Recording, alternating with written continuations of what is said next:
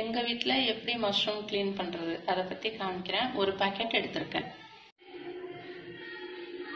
மஷ்ரூமை இந்த ஸ்டெம்மை ஃபஸ்ட்டு எடுத்துருவேன். நான் எடுத்துட்டு அந்த தோல் அப்படியே மேலாக உரிச்சிருவேன்.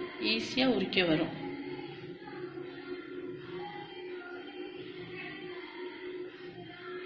இந்த மாதிரி உரிச்சாச்சு.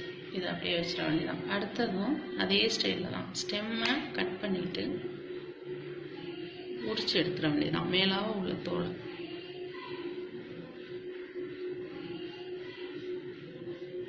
க்ளீனிங் ப்ராசஸ் இந்த டைப்பில் தான் நான் பண்ணிக்கிட்டு இருக்கேன். இதேமாரி தோலெல்லாம் உரித்து எல்லாத்தையும் ரெடி பண்ணிடலாம். எல்லாத்தையும் க்ளீன் பண்ணி வச்சாச்சு. இதை கொஞ்சமாக தண்ணி ஊற்றி டக்குன்னு கழுவி எடுத்துடணும். ரொம்ப நாள் வச்சுருக்கக்கூடாது. டக்குன்னு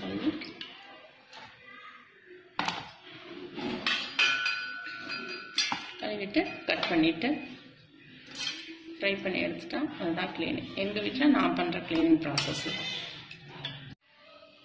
ரொம்ப சின்னதாகவும் இல்லாமல் ரொம்ப பெருசாகவும் இல்லாமல் மிடிலாக கட் பண்ணி வச்சிட வேண்டியதுதான். யூஸ் பண்ணிக்க வேண்டியதுதான்.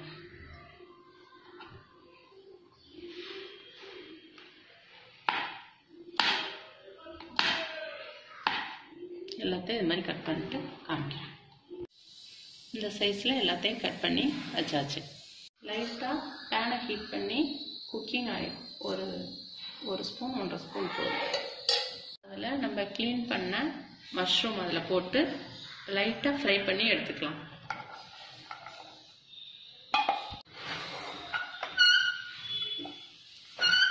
லைட்டாக ஃப்ரை பண்ணி எடுத்துட்டு நம்ம என்ன டிஷ் யூஸ் பண்ணுறோமோ அதுக்கு யூஸ் பண்ணிக்கலாம்.